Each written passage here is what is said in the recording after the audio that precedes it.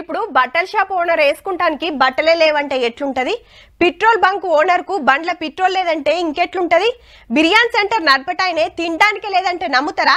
చెప్పుల షాప్ అయినా చెప్పులే లేవంటే, బూట్ల షాప్ అయినా బూట్లే లేవంటే, బైక్ల షోరూమ్ ఓనర్ బండే లేదంటే, కార్ల షోరూమ్ ఓనర్ కారే లేదంటే ఎట్లుంటది?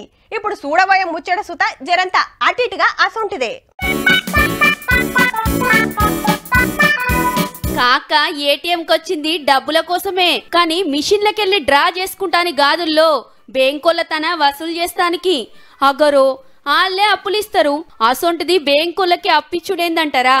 కరీంనగర్ హౌసింగ్ బోర్డుకు పోయే తోవల గీ ఏటీఎం పెట్టుకుంటానికి బ్యాంకులకు కిరాయికిస్తే రేపు మా పనుకుంటా జరుపుడే గాని ఇచ్చుడన్న ముచ్చటే లేదట.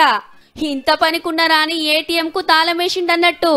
సర్వర్ పని చేయక ఏటీఎం మూసినమని బోర్డు పెట్టినట్టే కిరాయి కట్టలేదు కాబట్టి బంద్ చేసిన అని ఓ కాగితం మీద రాసి అతకబెట్టిండు.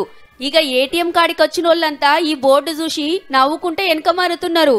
లోన్ తీసుకొని ఒక్క కిస్తీ కట్టకుండా ఇడిచిపెట్టని బ్యాంకోళ్ళు వాళ్ళు కట్టాల్సిన కాడ మాత్రం గిట్లుంటారన్నట్టు. ముద్దుగుంది పో ముచ్చట.